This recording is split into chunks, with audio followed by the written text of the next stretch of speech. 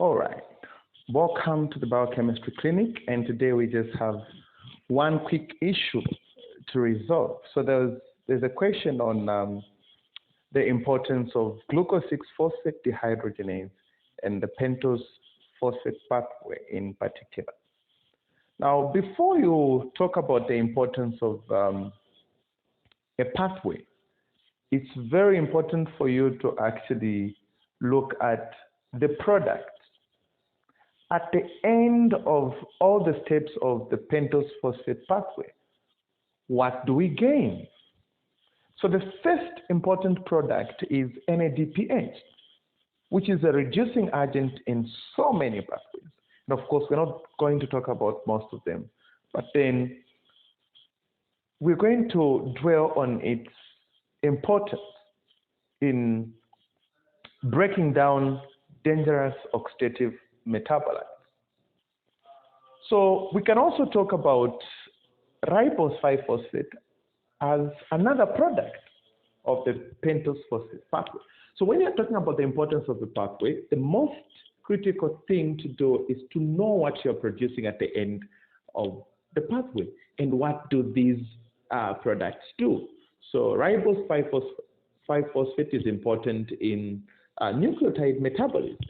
And so the production of RNA and DNA depends on ribose 5-phosphate. Now, there is an interesting follow-up question which was talking about a deficiency of glucose-6-phosphate dehydrogenase. Now, for you to understand the clinical consequences, the implications, or whatever it is that comes with deficiency of an enzyme, you first of all need to understand the role it plays. What does that enzyme do? So for glucose-6-phosphate dehydrogenase, it's clear this is the key regulatory enzyme in the pentose phosphate pathway.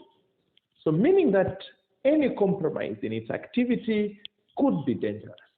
Now, a deficiency in glucose-6-phosphate dehydrogenase is actually one of the most common human enzymatic disorders. Therefore, it really, really deserves our time and attention. So we need to know what are the consequences of having this deficiency. We need to know what happens if the enzyme glucose-6-phosphate dehydrogenase is inhibited. So most importantly, glucose-6-phosphate dehydrogenase is the key regulatory enzyme in the pentose phosphate pathway, which produces NADPH and ribose 5-phosphate. So meaning that if there is a deficiency in this enzyme, we are not going to produce as much NADPH as we need. Therefore, glutathione in the cells will not be reduced. And if glutathione is not reduced, its role as a scavenger will be compromised. This simply means that all those oxidative metabolites which are dangerous will thrive because there is no glutathione that is going to break them down. And if you allow the dangerous oxidative metabolites to thrive, they will destroy the cell. So the red blood cells are the victims in this situation. They are destroyed prematurely, which leads to hemolysis, because the rate at which these red blood cells are destroyed is faster than the rate at which they are replaced, which causes this hemolysis. And the reason why red blood cells are the most affected is because this is the only source that they have for NADPH. So once the supply of NADPH is cut, it means that red blood cells are headed for destruction. So in a nutshell, that could qualify for the importance of the pentose phosphate pathway together with the enzyme, because without this pathway, they're not going to produce those much needed reducing agents, and of course, ribose 5-phosphate, which is very important in the production of nucleotides in RNA and DNA. Now, before we conclude, there's just a quick debate that's ongoing on malaria protection and glucose 6-phosphate dehydrogenase deficiency. So there's a very serious debate that suggests people with this deficiency have actually partial protection against malaria. Well, depending on how you look at it, depending on what literature you're reading, this is the very, very interesting aspect. What could really bring about this partial protection if really this exists?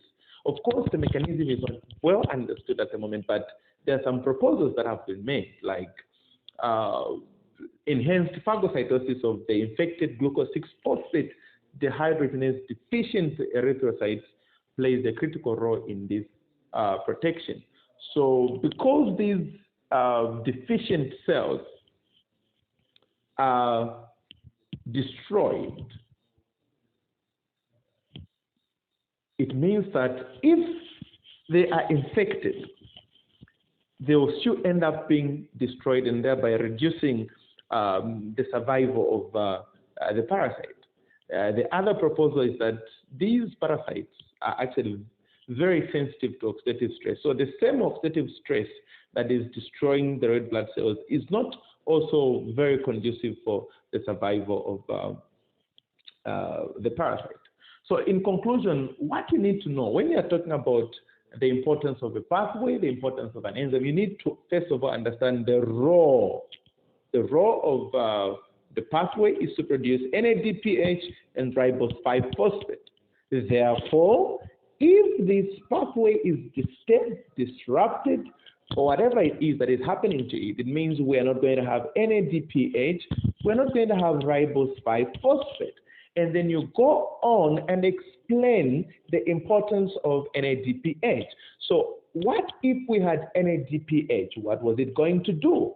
Well, NADPH was going to reduce glutathione so that it does what? So that it actually destroys the dangerous oxidative metabolites in the cell.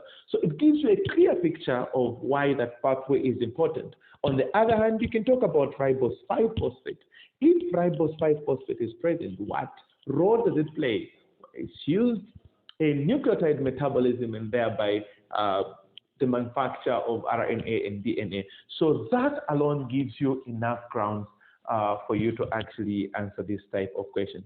Thank you very much for watching. If you have any questions, please drop them in the comment section and then we'll address them in the next session.